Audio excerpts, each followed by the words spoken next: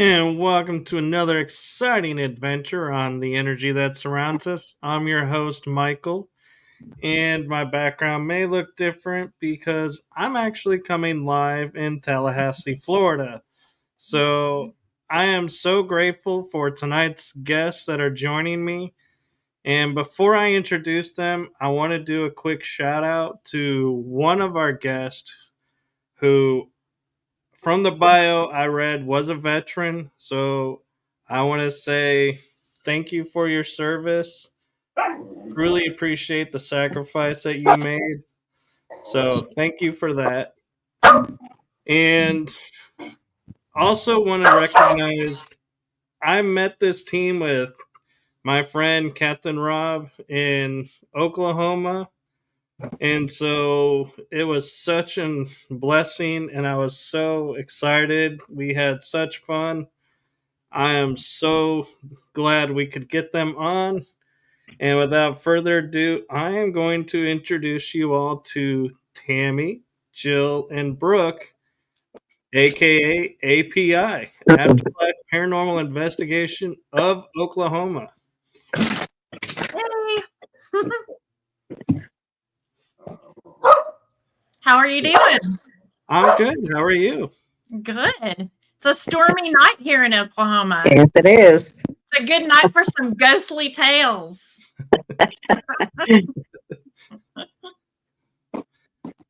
So, Tammy, many of you recognize because she's been on the show a couple of times, which thank you for that.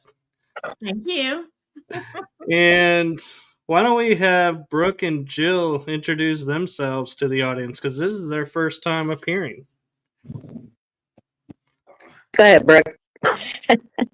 Brooke Montoya, and I'm the team founder, and yeah, I'm happy to be here. And I dog that you're going to hear again. I'm so sorry. Velvet is being very vocal at Brooke's house tonight, right? But Doc's sleeping right here, so he might join in pretty soon. my birds are being quiet. My name's Jill Stokes. I've been on the team for about 5 years, and maybe borderline team skeptic and and comic relief. Yeah, I gotta say, Jill, I love that you're the skeptic, so to speaking, because that is something I think a lot of teams don't utilize when they do investigations. And that actually, I feel like, is maybe an important feature to have on a team because they're the ones that are not going to buy into everything going, oh, yeah, that's this, that's that. They're going to question it, which is good. Yeah, and Tammy and Brooke are both pretty level-headed when it comes to that too. But We are a big debunking team. We really Yeah. are. I mean, when something happens, we don't just look at it face value and go, oh, look, a cat ball lit up. It's a ghost. That's totally like, we're like, why did it go off? Was there vibration? Did we step somewhere and the floorboards are loose? We constantly are like, we want to know that the content we're putting out is good content. And that's needed. And I remember one of my investigations, I had a rocking chair start moving that had a doll in it. And I was like, oh my gosh, did I bump this? Did I start it? And not notice. But the thing is I said, can you stop? And it stopped. So I was able to get it to start rocking, but I could never get it to stop on command.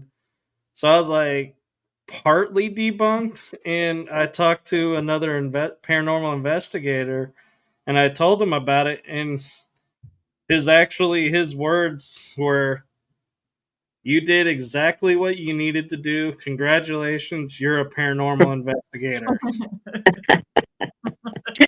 That's what we're supposed to do. Yeah, it takes very little requirements, right? It's like, yeah. So, Brooke, what made you form the team and get started in the paranormal? Well, I was on a tour one place out of state with my oldest. I think he was in a like maybe a senior in high school at that time, or just out of high school. And somebody had mentioned that they were doing the tours in order to be able to investigate with their team. And I always was interested and kind of skeptical. And so I thought, oh my gosh, why have I never thought about joining a team? I never even thought about this. So when we got back home from vacation, I located some local teams and joined a team in Tulsa. And because they had an opening, and which was honestly a great choice because they trained me really, really well. They're a very reputable team. And so I got some really good experience, and I found a team here on my side of town because I live in Oklahoma City. That's Tulsa's about 2 hours, so I was about an hour and a half. So I was driving pretty far to go on investigations. And then that worked out great, but I just had a different kind of vision of what I wanted to do and wanted to do more. Our team was just kind of laid back and just like as things come up type of team. And so in 2019, I started my own team. And we've been together since. That's very cool. And one question I like to ask people, and I'm curious your answer, and I'll ask it to Jill in a little bit, is what was your aha moment when you sat down and said, this experience is totally why I got into paranormal investigating and made me a believer? Hmm. If you've had one. Jill, I'll let you first. I mean, there were some weird things happening in my house growing up. So that probably really got me started. And maybe I got the reinforcement in several locations that we've done. And yeah, it started pretty early for me. And I just get constantly reinforced every time we go on an investigation. So does that answer your question? It does, and I want to ask a question of you, Jill, because of your veteran status. Do you feel like when you go on investigations, some of what you were trained and some of what the discipline and all that, do you feel like that impacts you as a paranormal investigator, and maybe some spirits, may interact with you differently because of that? I think it does. I think it probably touches on all parts of my life, and including the paranormal. It does kind of keep you a little more calm under pressure, I think. And interaction wise, they probably interact with me less than they do Brooke and Tammy. And that's partially me, because I'm sure I have this, this defensive wall up. And yeah, I think it does affect how they interact with me or don't interact with me.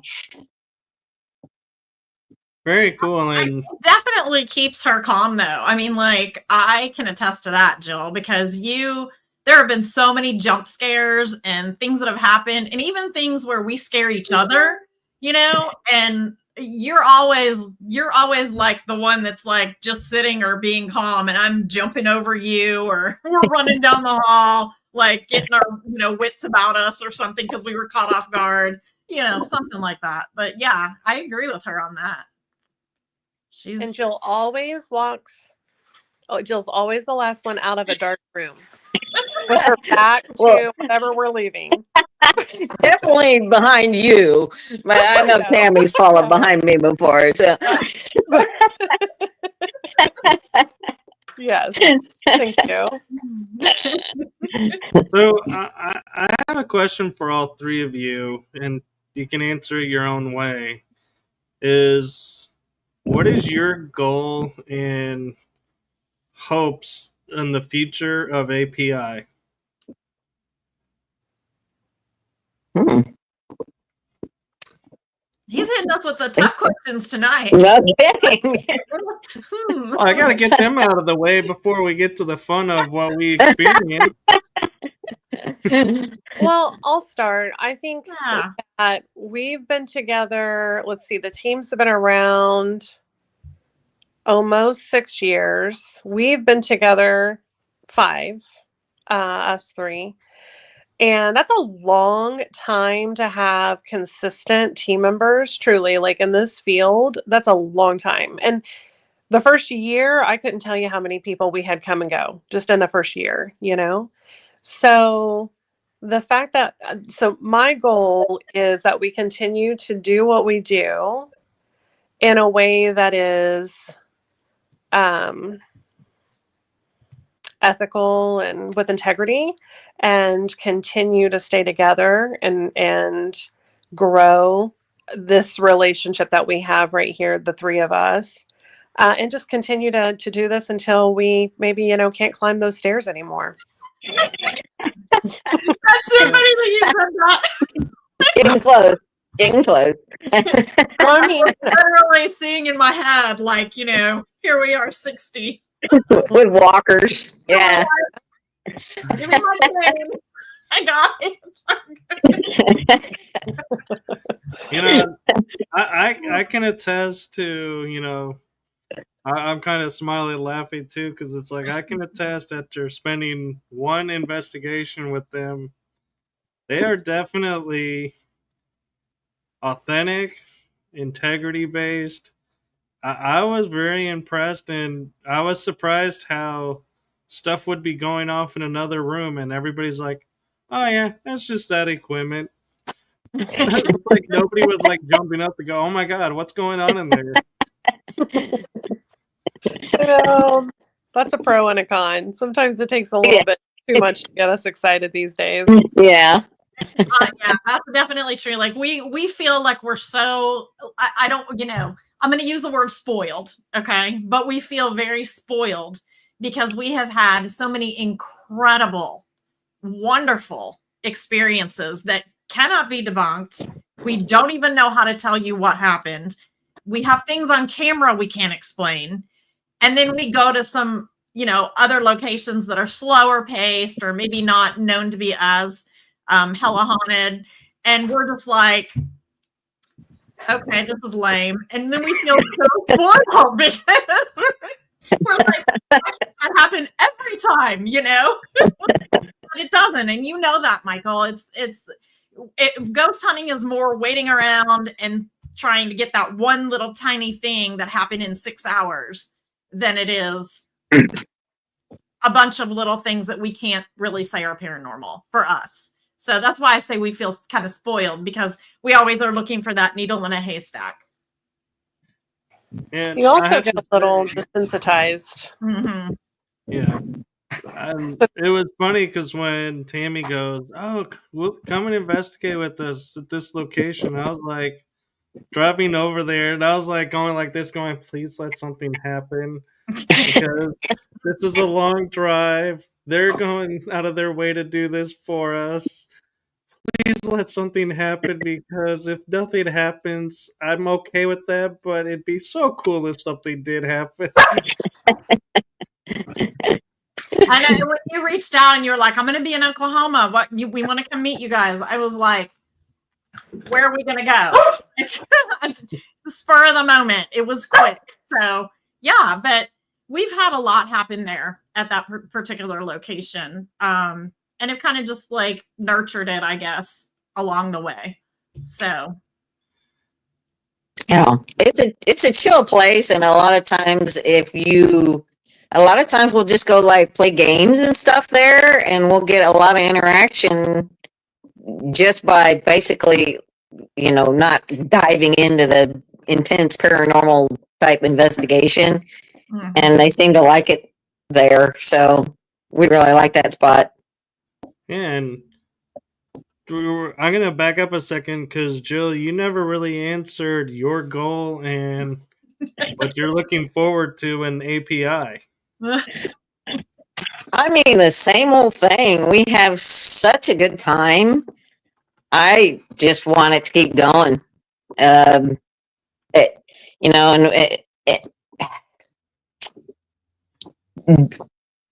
we've been doing a lot more like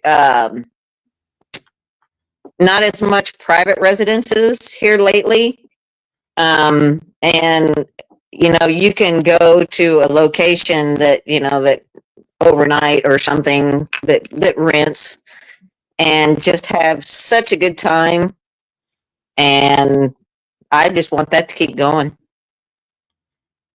Yeah. And I just love learning about the history of these places. I never want to know before we go in because I want to use my mediumship. And Brooke always wants to go in and not know because she's sensitive. So we always try not to know. And Jill always knows everything. So They sent me in by myself. No, I'm kidding. I'm kidding. you're always with the person that owns it. I love her first. Within earshot. Did you hear that? Brooke still wants to go in by herself next time first. She said it. Got it. I'm kidding. But the history and just like kind of when you get information on a place after the fact and it's like, wow, that's incredible, and you had experiences that can back it up, that's what it's all about, is telling the history, giving them that voice. So that's really cool. Yeah, and you touched on with Brooke being sensitive. There's a lot of people that throw that term around and go, "Oh, I'm sensitive to this or to that."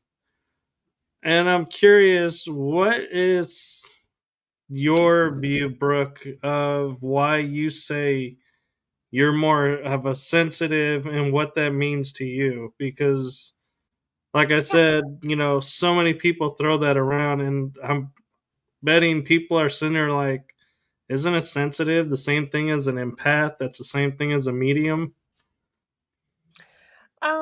Kind of. I mean, it can be. There's so many different ways that you can um get information in that way, right? But I just don't love the word psychic medium. And I don't practice my skills like a psychic medium would, but I do receive information not maybe as consistently because I'm a little bit newer in my skills, if that makes sense. So I've read tarot for a long time, like cards for a long time. And over time, my intuition is built. Paranormal has definitely like strengthened my skills. Um, but I would say like being able to like see someone's loved ones and get messages is kind of newer, maybe in the past year and a half or so. Um, and so I don't know, just because I don't practice, I don't do like gallery readings and stuff like that. I just don't love that tagline, psychic medium. It just, I don't know. Yeah. No, it makes total sense. And I appreciate that because everybody is different in their own skill level and what they want to do and practice. So I think it's great that you guys allow that freedom to do that. And I'm sure, Brooke, if you ever wanted to do galleries learning, I'm not going to mention names, but someone in your group would gladly help you with that. Oh, that's okay. I'll let that be her thing.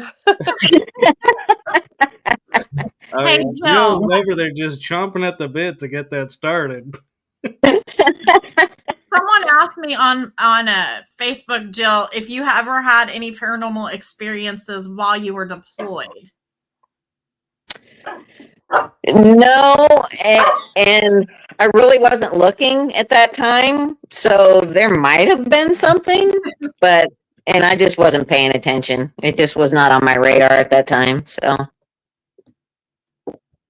I'm actually going to take that question and rephrase it a little bit because to me, paranormal is anything unexplained.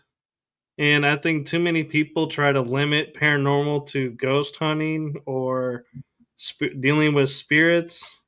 So I'm curious, Jill, being if you were overseas or any locations, if like you set something down and then you found it like later in another spot and you're like, I could have swore I said it there.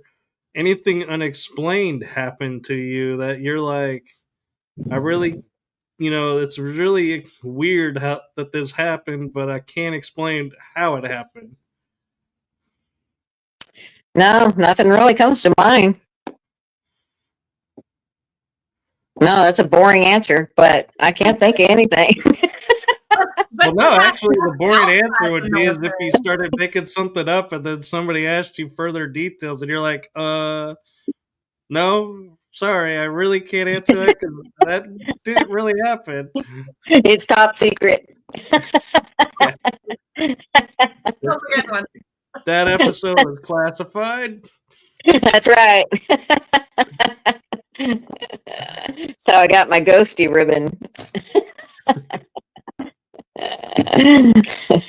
Are there any places? Because I'm guessing by the name of Oklahoma in the title, you guys pretty much go around Oklahoma. But is there any other places that the three of you, sit down and you're like, man, I really wish we could go over here, and check this place out or experience this over there? Yeah, like bucket list places, you mean? Yeah.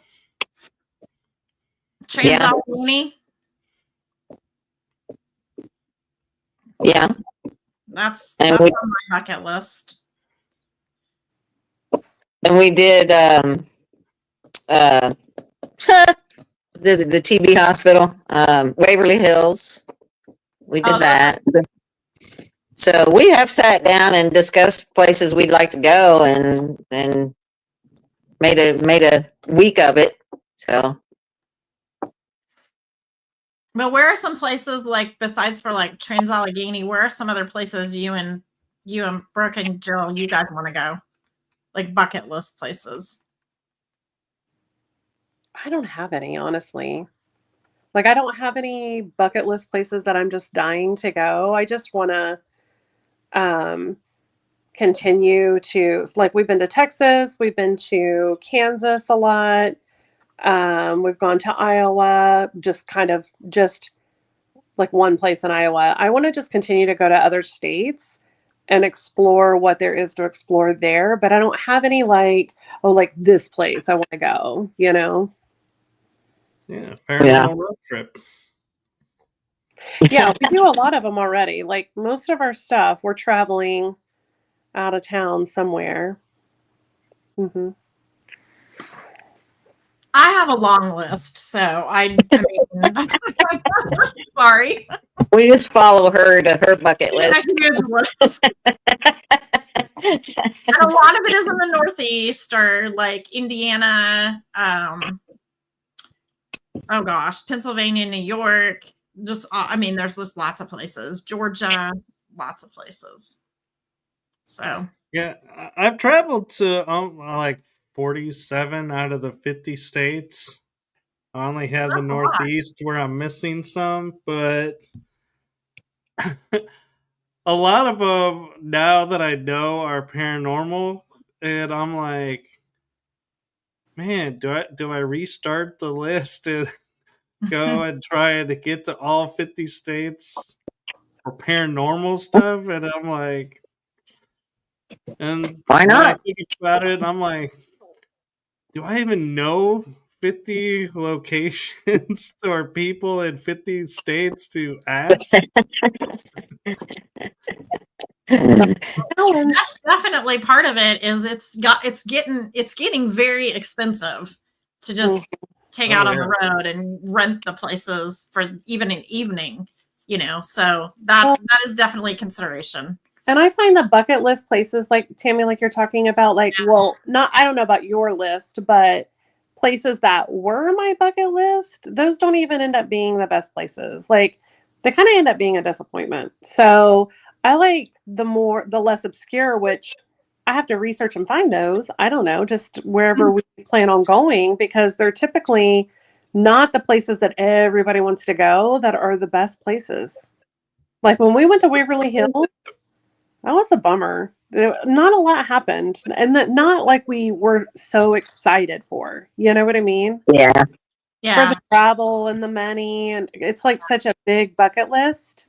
But like we've had so much cooler experiences at other places.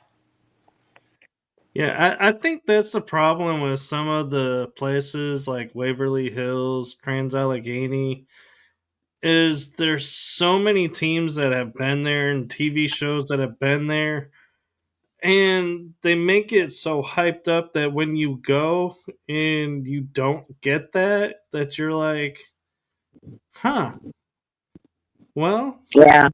that was a It's like you bummer. set your bar way up here. Yeah. Yeah.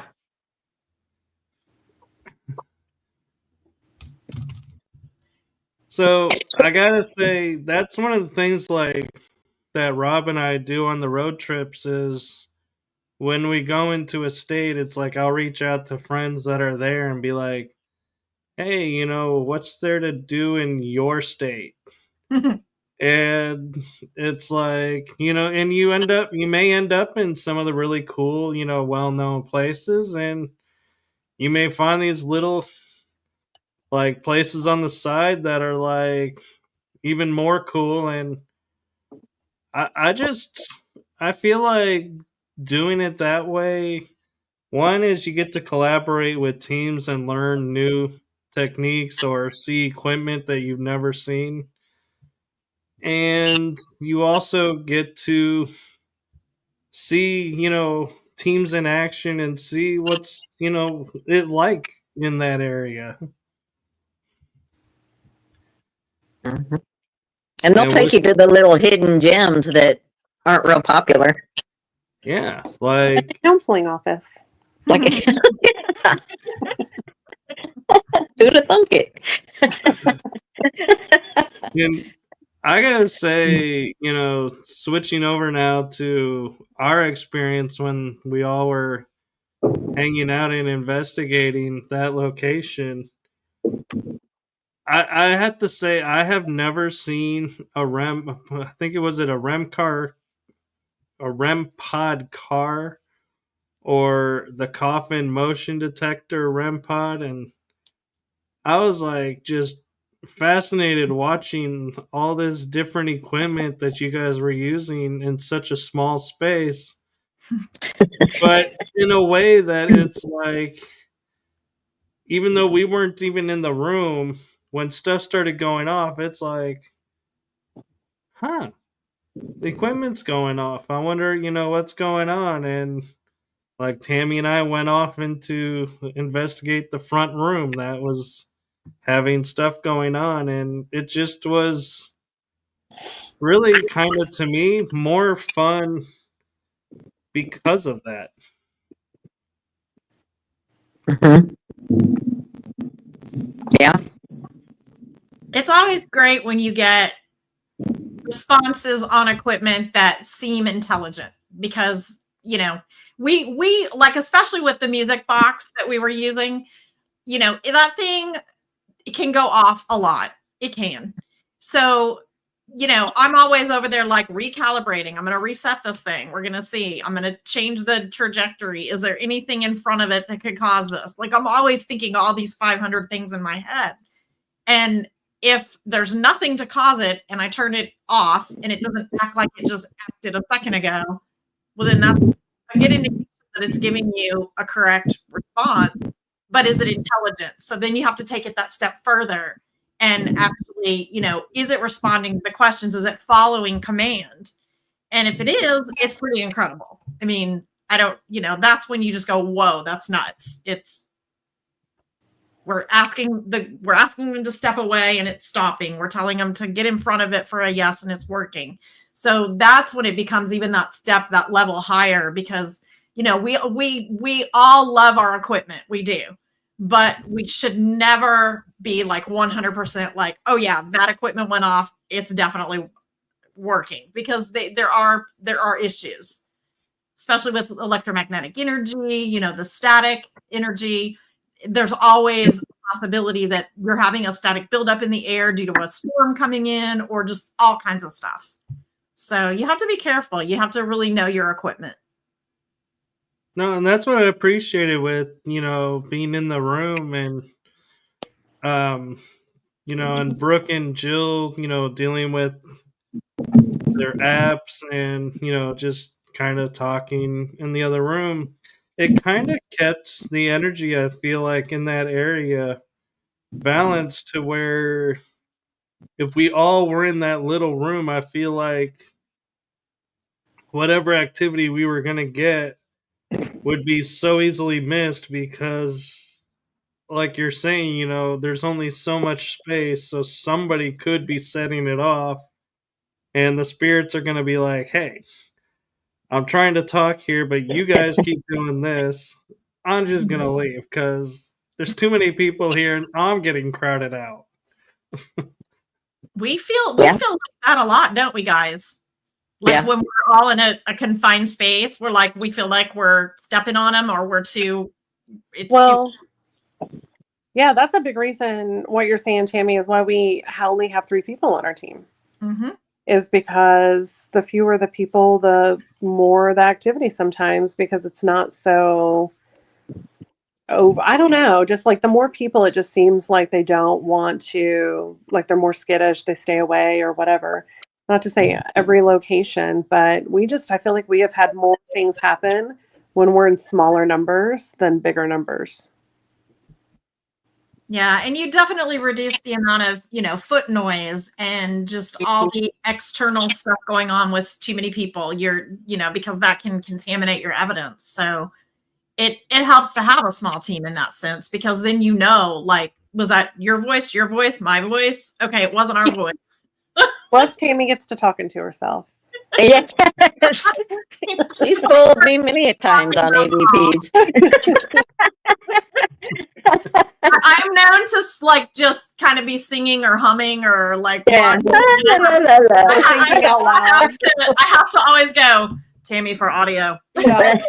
She'll just be thinking out loud. Oh, I wonder. Yeah.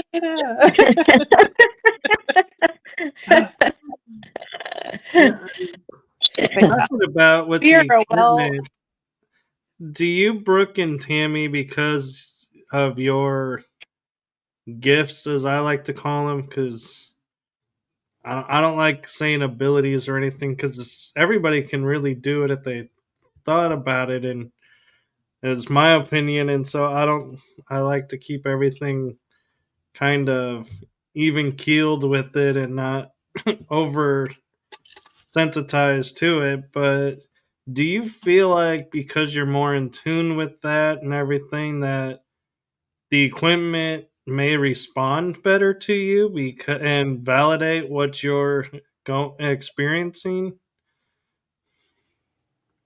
That's an interesting question. I've actually pondered this a lot, because we are all energy, right?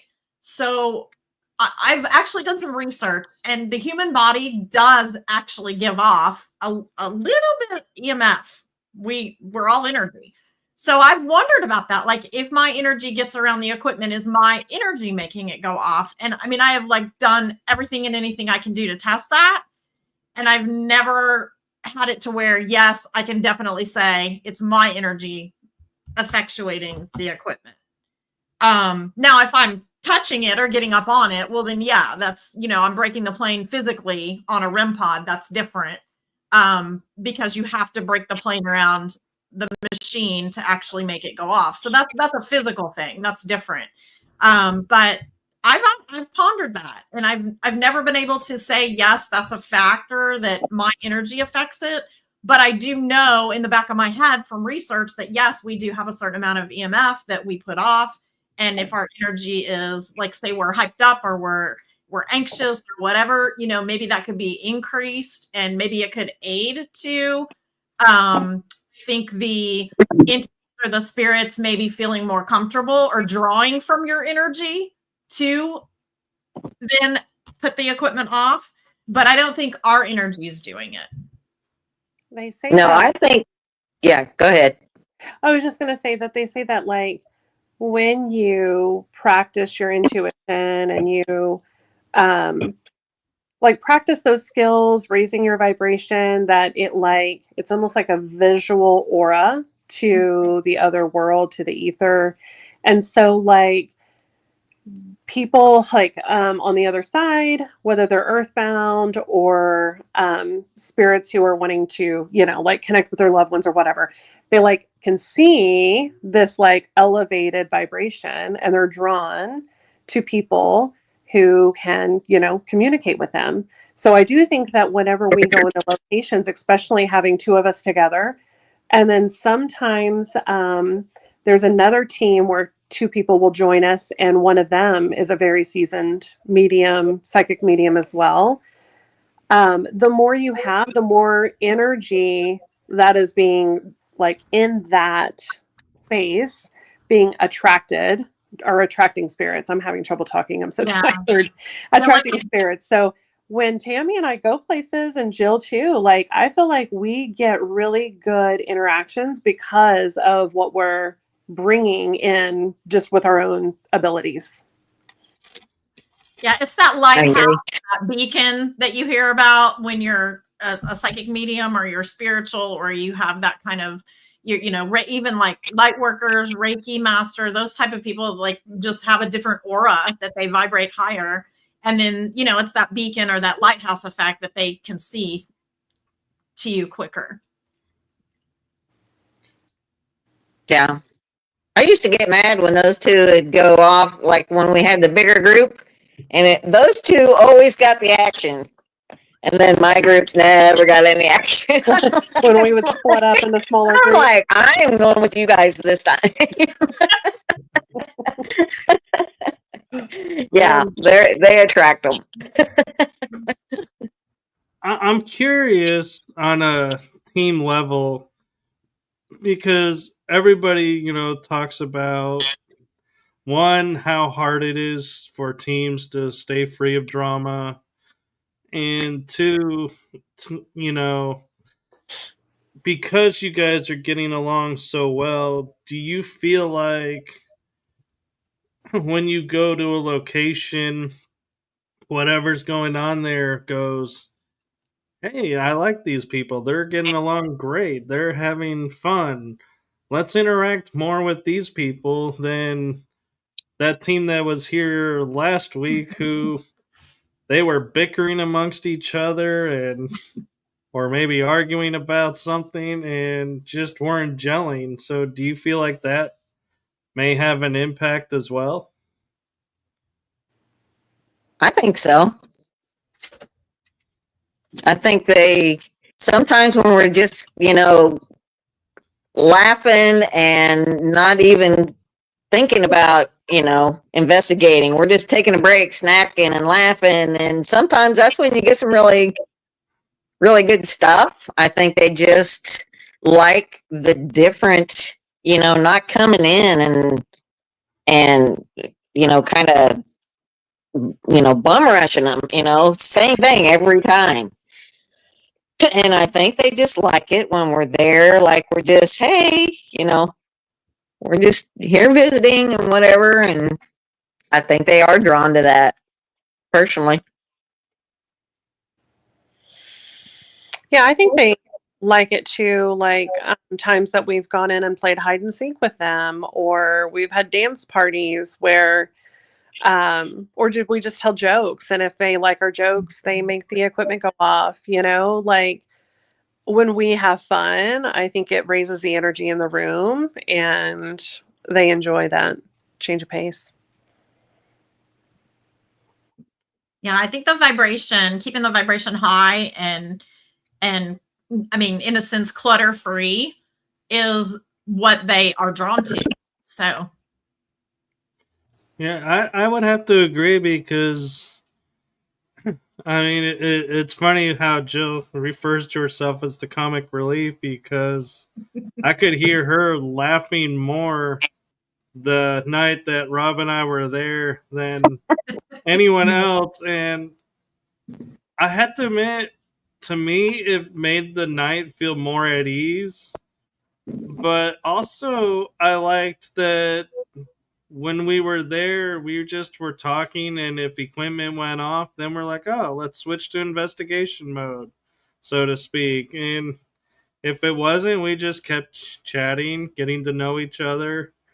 And I liked how, it wasn't like you see on the TV shows or with a lot of teams that will go in and every location is, you feel like they have a script of, okay, here's question 1, here's question 2, here's question 3, question 4. Let's go through this script. Yeah.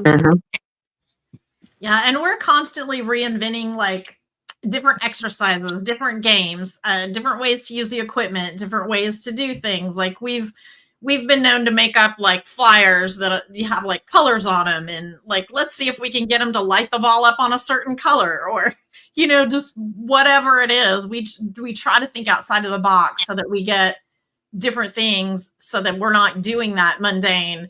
Are you a man or a woman? Like Yeah. I will Yeah. say if we are on a residential, we are a lot more focused Oh, because yeah. we're there for a purpose, right? Like we're there to get answers, we're there to help them. And so we definitely get down to business focus. But if we're paying for a location or we're traveling, like we're curious, like what can we get them to do? Kind of like what Tammy is saying, like what can we experiment to see what their capabilities are? We did this one thing one time that was so cool where I came up with 3 questions and we all memorized the 3 questions. Then when we got on location, and I think we went to like 2 or 3 different locations that weekend, so we tried it at every single one. We turned on the ghost box, like the ghost radio, and so we could hear them answer. And then we just thought, okay, question 1, and we all thought it inside of our head, and they answered it through the ghost radio with a word. And then we thought, okay, question 2, and they answered it. And every single location, I'm pretty sure, was able to do it. So they could literally hear, well, like we tested, can you hear our thoughts, right? Telepathy. Yeah. That makes sense because thoughts are energy and they're energy, so it would make sense that they could understand. And it brings up a really good point too, because when my dad had passed away, a few days later I was on the phone watching a friend's live investigation, and she had to go run, so she's like, hey, can you monitor this? And I was like, all right, it's a good distraction from my head and what I was going through. And people would go, oh, I can't get the spirits to interact with this. And I would go and type of the message going, spirit, can you do this? And all of a sudden it would do it. And I'm like, and in my head, I'm like, yeah, because it knows me. And I'm sitting there, and every time they would say, I wonder why they don't do this. And when I asked them, and so I would ask them, and they would do it. And it dawns on me as this is going on, this spirit is responding to a text message over a live feed. So 1, how is he reading it? 2, how does, and it's like, so you're going like this? Getting it. Like, is he right behind me? So like, to me, it reinforced, like we're saying, with it's the energy. They can telepathic and they know. And I had this theory of when you're an investigator that really wants to communicate and spend time with them, get to know them, tell their stories, so to speak, or you're there for all the right reasons, the spirits will give you time. Whereas if you're there for your 15 seconds of fame to go, oh yeah, I can scream demon and I can do this or that and get ratings, they're going to be looking at you like, why should I waste my time? And you will have a quiet night. Yeah. And that can work in reverse too, I think, because we will go into a place respecting Yeah. the spirits that are there. And sometimes people that go in there are being, I don't know how graphic I can get. So being asshats. Sometimes they do get interaction. It's not good. Right. But sometimes they'll get more than we will because we're going in there with respect. We're not going in there to try to stir things up. And sometimes they get more action by pissing them off. I'd rather not get any action. But it's not the good kind of action you No, want. that's what I would not. I'd rather not get any action than to piss them off and, Yeah. ooh, I got scratched. I don't need that. And I was Nobody talking wants with to get someone. scratched. Yeah, I was talking with someone today, and I was like, and they were asking me to define what I do on the show, and one of the things that I was saying is, yeah, my goal is to help people that are coming up in the field or are in the field realize you don't have to stir things up in a negative way to get responses, that they will respond probably better if you didn't. But at the same time, though, if you stir things up, face it yourself. Don't send somebody else in to deal with what you stirred up. Because to me, that's unethical and immoral to Yeah. create this negative space and then go, oh, hey, you over there. It's your turn. Go deal with it. And it's like, Mm-hmm. I didn't do it. Why do I need to go Right. get and experience this? Well, and But to your point on the telepathy, like I cannot tell you the amount of times we've been at locations and we get an intelligent conversation going with equipment and we're thinking the next question and they're already answering quickly because they get so excited too because they're like, "Oh my gosh, you're communicating with us. You hear me." So before you can even get your question out, then we're like, whoa, whoa, whoa, whoa, whoa. Okay, wait, step back. Hold on, step back. I know you can hear my thought, but step back. And we have to slow things down a little. And but it's incredible when it happens like that, though, that you're getting such intelligent responses. And they do. They are hearing your thoughts. They're anxious to answer you, but there's a patience required on both sides because we're dealing with a realm that's not ours. yeah, you and I were having that, Tammy, that night. Is both of us were like, I was just thinking that to their response, and to go, come on, let us ask the question, at least fully ask it. Mm-hmm. But and the other thing that I really appreciate of you guys is a team, and I think I brought this up with Tammy before. Is I'm one of those paranormal investigators that I'm like, I could be dealing with a bad spirit who had a bad life and isn't, this evil entity, but the energy is really hard.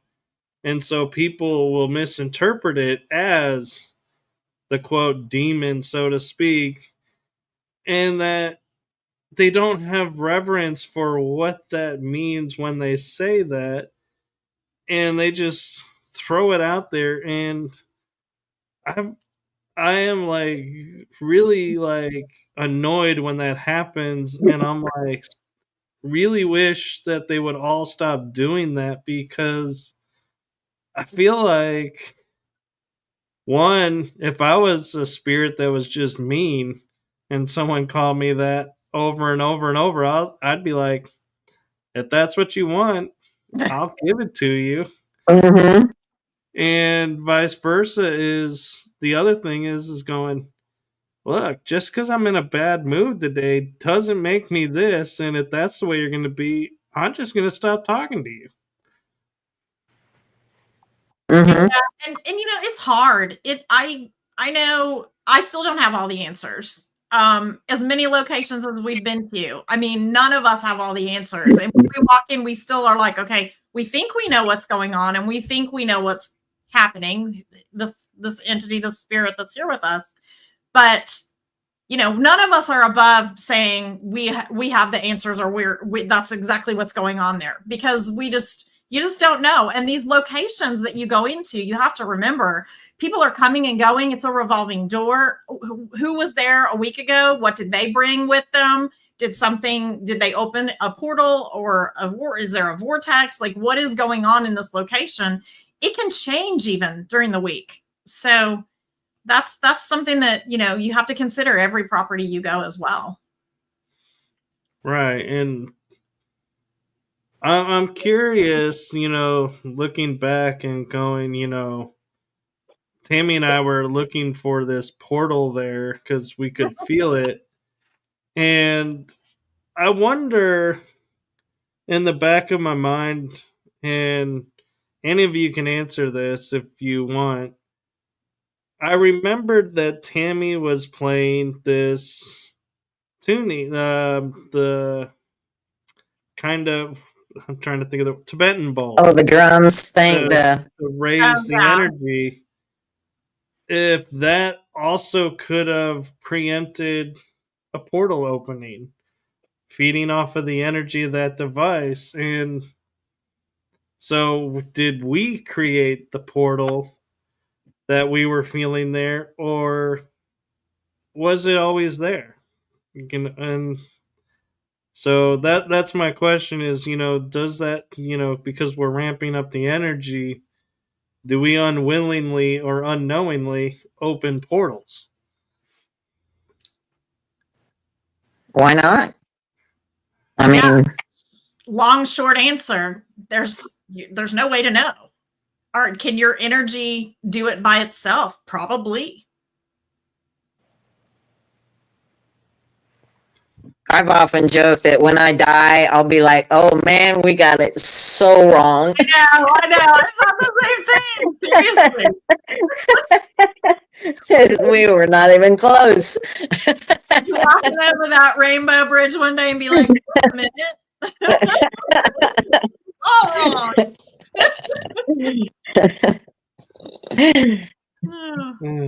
Do you have thoughts on that, Brooke? No, I don't know. I hope not. I hope that we're not. I mean, because part of what we like, especially if we're helping out residents and stuff, I would like to think it's more intention than just raising vibration and energy. That your intention of creating space for things to pass through that maybe are not welcomed matters more than, but I don't know, because if what you're saying is true, then it could be harmful to be doing this in people's homes and helping them in some way. You know what I mean? I don't know.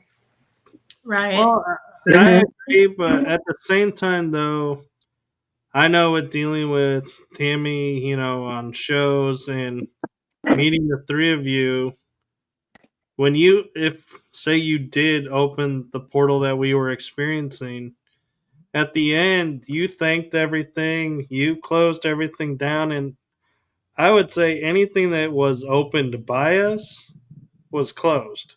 You don't leave things open. Unlike people who do Ouija boards or do other methods that go, talking with this spirit, okay, put it in a box, walk away, and it's like, you kind of forgot to close that ritual space that you opened. Are you even aware that you opened that?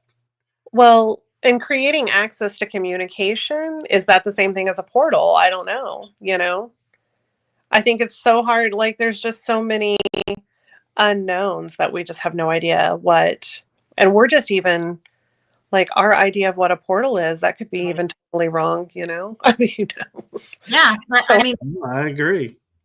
I mean, who are we to think we have any control over opening or closing it in the first place? Maybe they can appear wherever the hell they want. Right. Yeah. Whatever time they want, and we have nothing to do with it. It's just atmospheric conditions, the right collection of storm come together, and that's why it happens, or somebody just drastically wants to get back to that location and they can do that. I do like to think intention matters. So like when we are connecting or wanting to communicate, I feel like our intentions matter a lot. And like if you think about even like spiritual intention, like if you're keeping yourself safe, right? You set just a metaphysical intention or just like a thought intention, right? Like to shield yourself from bad spirits, and God protects us that way. So I don't know. I feel like intention really matters. Yeah, and I agree with Brooke on that 100% because intention is everything. It's beyond everything. I mean, your thoughts, your feelings, what you're experiencing is going to be like your intention can control whatever's going to happen tonight. Right, and even though I may leave a space when I do investigations, I know I may have opened portals communicating using energy. I have the intention, even if I don't verbally say it, everything closes when I leave. And everything stays where it is or goes and does whatever it wants to do, but not coming home with me. It's like, well, you better verbally intend that too. Yeah. I'll verbally say no one's going home say with me. it. Don't just assume it. Think it, say it. Don't assume it. The funniest time, you guys, I know you're going to remember. Oh my gosh! I know you know what I'm going to say.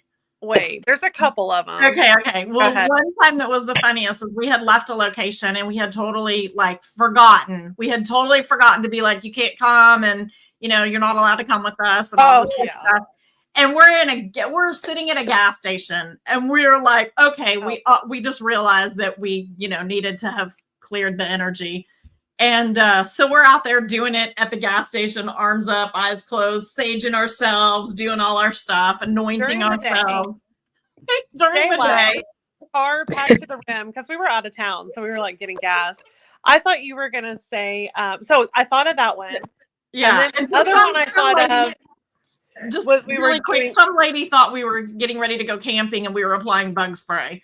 And so anyway, just funny. But go ahead, Brooke. The other one that I was thinking of that I didn't know if you were going to say is when we were doing a residential and we forgot to say nothing can come with us. And we're driving in the car and the lady calls Jill because Jill's kind of our case manager where she'll, she's the point of contact for the clients. And she calls Jill and she's like, oh, well, I just got home and it feels so much better here. And Tammy and I looked at each other like, oh, shit. Oh, shit. And then Tammy and I rode together. So she drops me. We call Jill. We're like, Jill, clear yourself, sage yourself free, go inside. And so Tammy drops me off. I get my stuff. We already even forgot. And I walked in and Tammy had drove it off. And so I called her. I'm like, oh my God, I walked in my house and they forgot to cleanse me. And I should not. I had stuff happen, didn't I? For a week. Yeah. And then we had to cleanse again. Yeah. But anyways, yeah, she was like, oh, the one time we forgot to say you can't come with us. She's like, it feels so much better here. Right. We didn't even do anything. We didn't even cleanse anything at her house. I was like, oh, that's not good. Yeah. I was more referring to closing the portals or any ritual space that I created. But yeah, you're right. You do have to verbalize it. And I saw Tammy is in the chat room responding, but we had someone post up that said, blessed evening to all. She just came across this and she knows Tammy. Mm-hmm. And so yeah, I know. I know who she is. Yeah. I told her hello. Nice she said, very nice to meet everyone. And she was asking if Brooke and Jill are also a psychic. So I don't know if Brooke, you want to go over that, or Marie, we kind of answered that a little bit earlier. Yeah. I am intuitive and I read tarot and I have the ability to see spirits that have passed, like when we're on location, and I have connected to people's loved ones, but I just don't call myself that. I don't practice it as far as like besides investigating um, and helping with that. I don't do gallery readings, and I really don't even do private readings anymore, like with my cards or anything like that. So, I mean, I have intuitive abilities. I just don't really like label myself that. Yeah, and they tell me I do, and I have had some weird things happen, but I personally am not comfortable with it myself. So I kind of stopped opening myself up to that. I just don't trust that I know what I'm doing enough to protect myself. So it's kind of on a back burner right now. No, and I respect that because I think a lot of people in the field jump into things because everybody wants to get known or build a reputation, and so they'll jump and they'll be like, "Oh, I can do that," even though they really don't know what they're doing and how to do it right Right. to the full extent. And it's like, yeah, I'm like, chill, people. It's not a race to get into the paranormal field. There's If plenty of field to go around. if I could have asked my 10-year prior self if I would have seen my now self doing what I do, the answer would have been no. Because I have had stuff my entire life since I was a young kid, but I shut it down out of fear.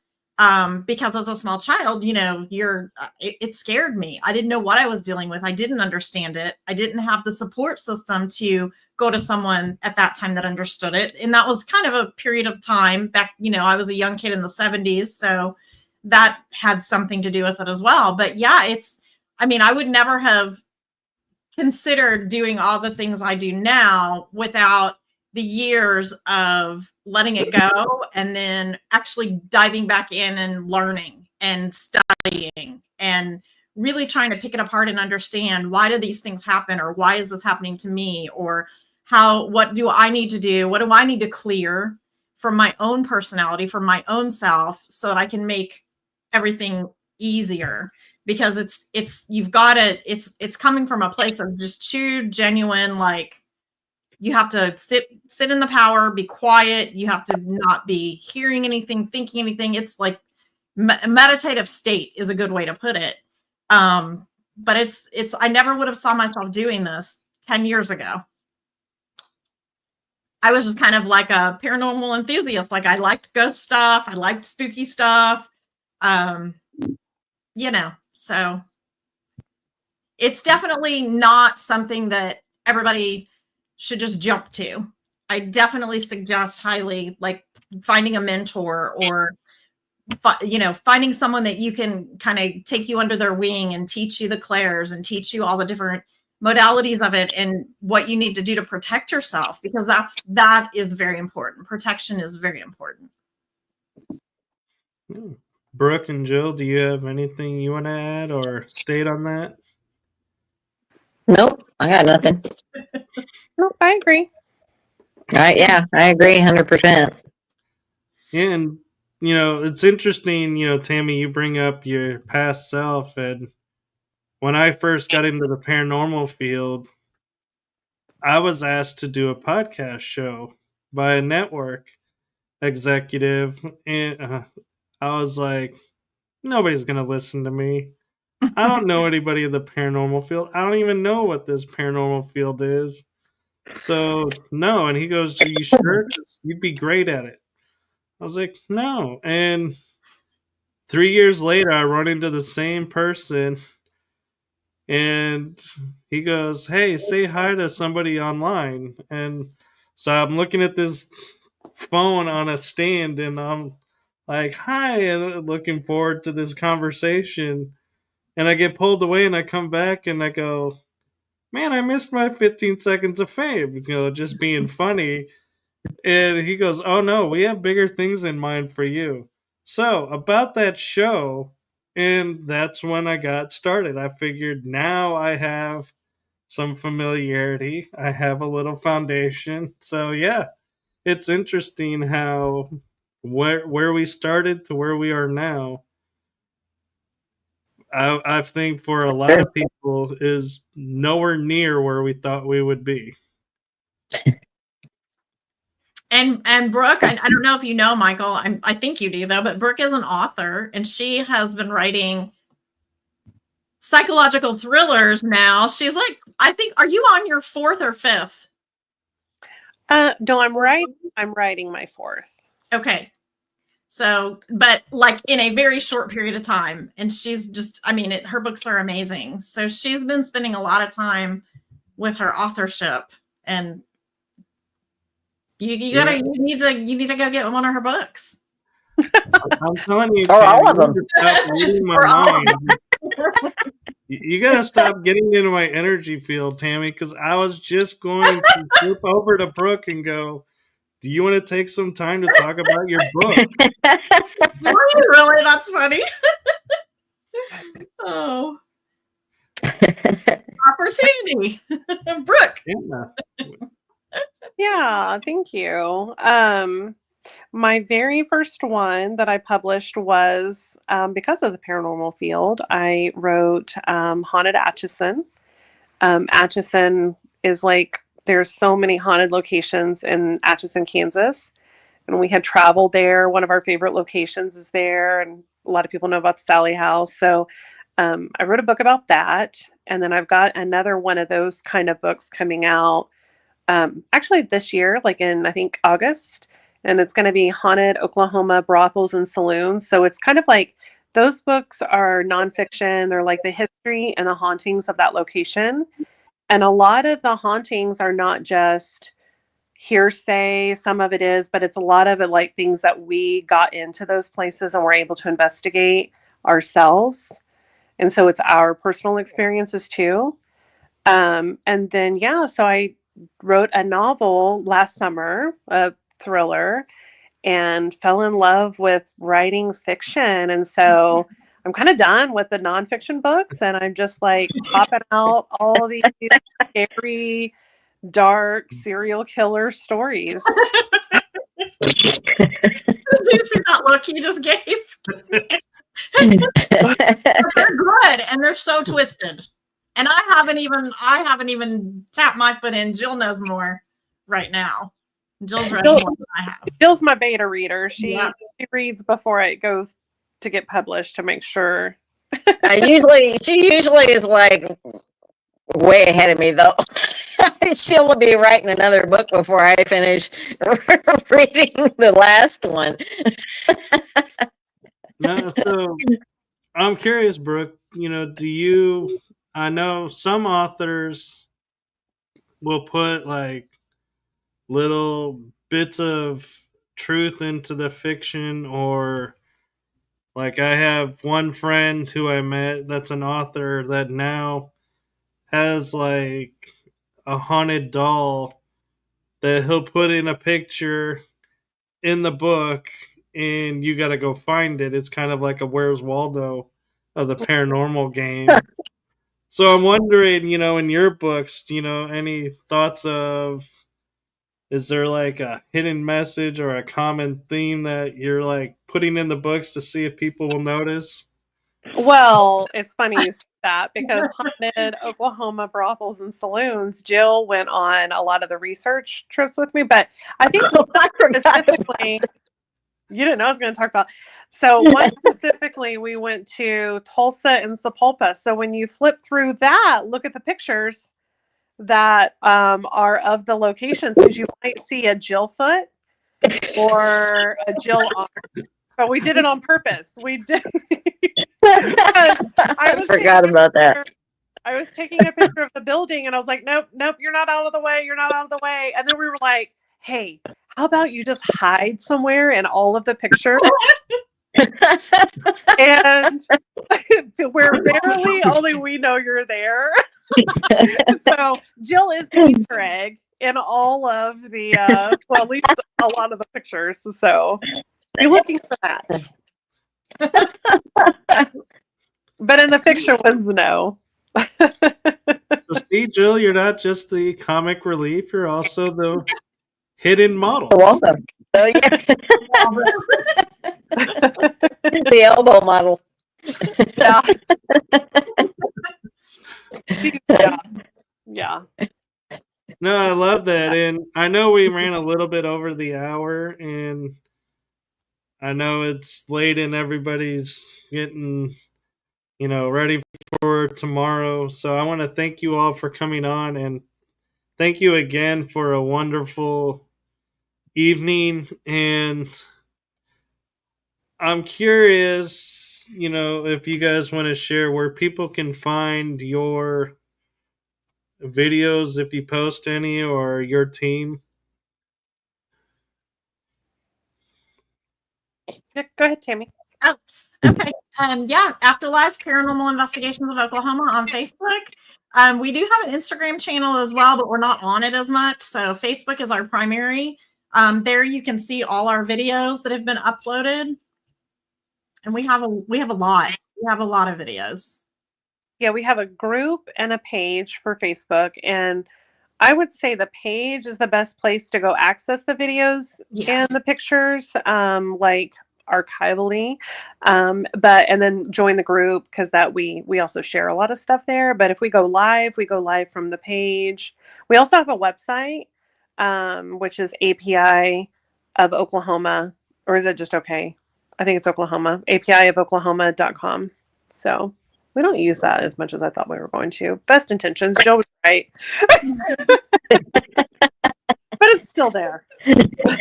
Well, and for everyone's benefit, the links are all in the bio. Thank you. So if you, thanks. So if you want to make sure you go to the right place, check the bio. And then I have an author page on Facebook, Brooke Montoya, author, and Tammy has Tammy Christine Radon, or Tammy Christine Medium, for readings or gallery readings. So, yeah. I got nothing. I was about to say, what Jill? When you get in a page? I am not. Jill enjoys her weekends without having to write or work an extra anything.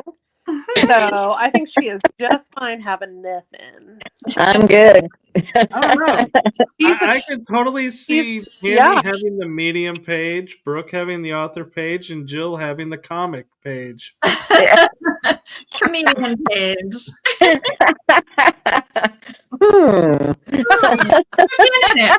in it, Jill. Also, there's a group called Intuitive Endeavors on Facebook. And if any of your viewers are interested in like psychic support, or we do remote viewing exercises every week, that group also can be joined. And we just help people with their abilities. And it's just a little network of people that we're all kind of in the same boat together, and we just help each other. What is that group again? Intuitive Endeavors. Intuitive, right? Yep. I thought you said intuitive. Facebook or Intuitive. Yeah, it's on Facebook. Mm-hmm. So, and I know Mari was asking a question earlier. I don't know where it went now. About spirit guides or something. Oh, she was asking if you can name spirit guides or. Can you sense spirit guides of other spiritual sensitives online? Yeah. So, okay. So I guess I would answer that. The remote viewing, yes, I can. That's like I do most of my readings through Zoom. It doesn't make a difference if you're sitting right in front of me or if you're, on a computer screen, on the phone, whatever. Yes, it's a way to do it through remote viewing, basically. So you don't have to be right in my presence. But yes, yeah, I can read either way. Very cool. And I can attest Tammy is an awesome medium to get a reading from. And I can tell you, if Brooke was still doing some, I probably would reach out to her as well. Sorry, Tammy, I do spread around. She still does carouse. She still does it. Undercutting herself. Mainly just on locations. Yeah. But I'll tell you what, Michael, get readings from Tammy and enjoy escaping the world and reading about serial killers through me. There you go. I'm totally There you going to go. do that. That's fair. I am totally putting your books, Brooke, on my Amazon wish list. And Put them on your TBR, your to be read. I'm like, yeah, I love that subject, and I look forward to. I'll definitely be getting those books. Yeah. Oh, and one, Michael, that I enjoy, which is really cool, like for our team specifically, is it's called Dying to Belong, Investigating the McIntyre Villa. It's one of the most haunted places we've ever been, and we've gone lots of different times. Like we've even stayed an entire week at this place. But this book it has the history and all of that, but it also, like I literally transcribed sessions that we did over time at this location. So it's kind of like you're investigating alongside with us. So if people are curious what that looks like, it's on Amazon, and it's also free on Kindle Unlimited if you have a Kindle Unlimited subscription. But if you're curious about what investigating looks like and evidence that we've gotten, this is a great place. And then you can go back and watch the Facebook videos of the stuff that we talk about in the book too. So yeah, I gotta say, on just on a side note, I don't know who does your guys' photography, but your team photos that you sent me, I was like, these are so awesome. I was like trying to figure out which one do I use, and I was like, she is amazing, isn't she? She's done all of my kids' senior pictures and our family photos, but her name is Mandy Davis, and it's Mandy Davis Photography if you're in Oklahoma. She's so Yeah, that was a fun photo shoot too. Yeah, it was fun. That was fun. Yeah, and she did our witchy photo shoot too. She's done both of ours. Mm-hmm. wait, there's witchy photos? Did you guys send them? Yeah, I just gave you the newer ones. I didn't give you those.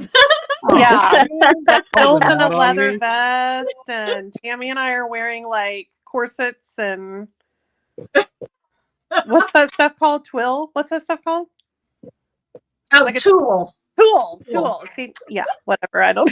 Kind of naughty. Thinking Kind of like a naughty. tutu skirt. We're wearing tutus. I don't do it. Words are hard at 8:00. All I gotta say is the fact that you're wearing corsets, I'm like, my first thought was, I'm sorry. That had to be uncomfortable as all get out. It was a lot, but they were cute. It was a lot. It was a lot. That goes right along with the chat conversation about serial killers with a C or an S, and then he put Fruit Loops later. Oh, yeah. Well, Both. It could be both. You never know. yeah. I don't know. Serial, like maybe I have a new plot. I know, new book idea. That sounds exciting. Snap, Not a crackle, killer, pop. just Fruit Yeah. Loops. Rice Krispies, snap, crackle, pop. I can see it now, Brooks going, Mm. how to Fuel. commit the perfect murder with Fruit Loops. That's the fuel. The fuel. Uh, Thank you all for coming on. I know it was a little bit of short notice asking you guys, so I do appreciate it. And like I said, I had so much fun meeting you guys, and hopefully we'll be able to collaborate again because I'll be back in Texas soon, and you guys being in Oklahoma, I mean, we're like neighbors, literally. yeah. Good. Far away. Thanks for having us, Michael. Yeah, Good night. it's been fun. Yes. So good night to you guys. Good night to, and thank you to everyone in the chat room. And I also want to say we were a little bit late starting due to some technical issues. And also, thank you all for watching because I know we did come on earlier than the normal time.